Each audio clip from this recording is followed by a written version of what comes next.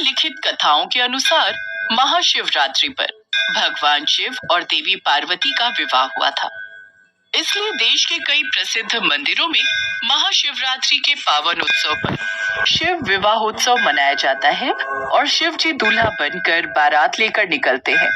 कहते हैं भगवान शिव और माँ पार्वती की शादी बड़े ही भव्य तरीके से आयोजित हुई थी। भगवान शिव की बारात बहुत ही अद्भुत थी। माँ पार्वती की तरफ से कई सारे उच्च कुलों के राजा महाराजा और शाही रिश्तेदार इस शादी में शामिल हुए, लेकिन शिव जी की ओर से कोई रिश्तेदार नहीं था, क्योंकि भगवान शिव स्वयंभू हैं, इसलिए पूरा संसार ही उनका परिवार है। भगवान शिव तो भोले भाले थे, अब उन्हें कौन बताए कि दूल्हा कैसे तैयार होगा। उन्होंने अपने पूरे शरीर पर भस्म लीप ली और सभी शिवगण तो उन्हें उस रूप में देखते ही आए थे। उन्होंने शिव जी के उस रूप की बहुत प्रशंसा की। शिव जी की बारात निकलनी शुरू हो जाती है। इस बारात में देव, दानव, सुर, असुर, भूत, प्रेत, पिशाच, नाग, नागिन, पशु, पक्षी, कीड़े मकोड़े सब बाराती बने।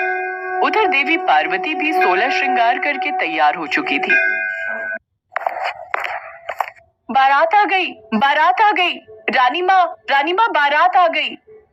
बारात आ गई? पार्वती, मैं तुम्हारे पिताजी के साथ बारात के स्वागत के लिए जा रही हूँ। दामाद जी की आरती भी उतारनी है। तुम सब पार्वती के साथ ही रहना। बारात के स्वागत के लिए सभी महिलाएं आरती के थाल लेकर आईं। भगवान शिव की सासू माँ रानी मैनावती अपने दामाद की आरती उतारने दरवाजे पर पहुंची तो शिव जी का रूप देखकर चकरा गई। ये कैसा दूल्हा है? मेरी फूल सी सुकुमारी कन्या के लिए ये भस्मधारी? इसे देखकर तो मैं भय से कांप रही हूँ। ये कैसी बारात है? भूत, प्रेत, पिशाच मानो पूरी सृष्टि के कीड़े मकोड़े साथ ही चले आए हैं। मैं तो यहाँ एक पल भी नहीं खड़ी रह सकती। मैं इस दूल्हे की आरती कैसे उतारूंगी? नहीं, ये हमारा दामाद नहीं हो सकता। हमारी पुत्री का दूल्हा ऐसा नहीं हो सकता। अब शिवजी तो अपनी लीला दिखा रहे थे। उनके नाग ने फुफकार मारना शुरू किया और मैनावती वहीं अचेत होकर गिर गई। कुछ लोग रानी मैनावती को उठाकर कक्ष में लाए। देवी पार्वती घबरा गई। मैनावती को जब होश आया तो वो क्रोधित स्वर में माता पार्वती को शिवजी से विवाह के लिए मना करने लगी। नहीं पार्वती, नहीं, तुम जानती नहीं हो। उनका रूप देखकर जब मैं डर गई तो तुम विवाह बंधन में बंधने वाली हो। तुम शिव के साथ कैसे रहोगी? अरे वो दूल्हा बनकर नहीं आए, वो भस्मधारी सारे भूत प्रेत आए हैं। मैं आरती उतारने नहीं जाऊंगी। रानी मैनावती, एक बार हमारी पुत्री की बात को भी हमें सुनना चाहिए। बारात में सभी लोग हमारी प्रतीक्षा कर रहे हैं। आप चिंता मत करो, मैं महादेव को समझाती हूँ। पिताश्री, मुझे बस एक बार महादेव से मिलने की आज्ञा दे दीजिए। मैं उनसे मिलना चाहती हूँ। माँ पिताश्री, आपको शिव उसी रूप में मिलेंगे जैसा आप चाहते हैं। ठीक है बेटी, जाओ एक बार महादेव से बात करो। माँ पार्वती जानती थी कि जब तक महादेव दूल्हे का रूप धरकर नहीं आएंगे तब तक रानी मैनावती उनकी आरती नहीं उतारेंगी। इसलिए वो भगवान शिव को समझाने के लिए उनसे मिलने जाती हैं। हे प्रभु, आप अपनी लीला समेटिए। मेरी माता आपका ये रूप देखकर व्याकुल हो रही हैं और आपसे मेरा विवाह नहीं करवाना चाहती हैं। हर माता की तरह उनकी भी इच्छा है कि उनका दामाद सुंदर और मनमोहक हो। इसलिए आप अपने दिव्य रूप को प्रकट कीजिए।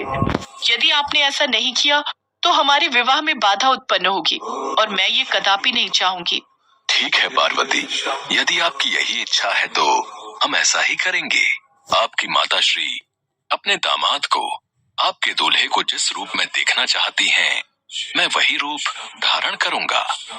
देवी पार्वती की मनोदशा समझकर शिव जी ने अपनी लीला समेट ली। भगवान शिव अपने चंद्रमौली रूप को धारण करके सबका मन मोह रहे थे। महादेव तैयार होकर बहुत ही सुंदर दूल्हे के रूप में सबके समक्ष आते हैं। रानी मैनावती महादेव के उस रूप को देखकर बहुत खुश होती हैं। देवी पार्वती भी आज अपने ऊपर गर्व महसूस कर रही थी। रानी मैनावती ने जब शिव जी को सुंदर दूल्हे के रूप में तैयार हुए देखा तो वे उन्हें निहारती रह गई। उन्हें अपने नेत्रों पर भरोसा ही नहीं हो रहा था। वह खुशी खुशी विवाह की तैयारी करने लगी। कुछ देर बाद सभी रस्मों के साथ ब्रह्मा, विष्णु सहित सभी देवी देवताओं तथा ऋषि मुनियों की उपस्थिति में भगवान शिव और माता पार्वती का विवाह संपन्न हो जाता है। राजा हिमवान, रानी मैनावती और समस्त अतिथियों का आशीर्वाद प्राप्त कर देवी पार्वती भगवान शिव के साथ साथ खुशी खुशी अपने ससुराल विदा हो जाती हैं।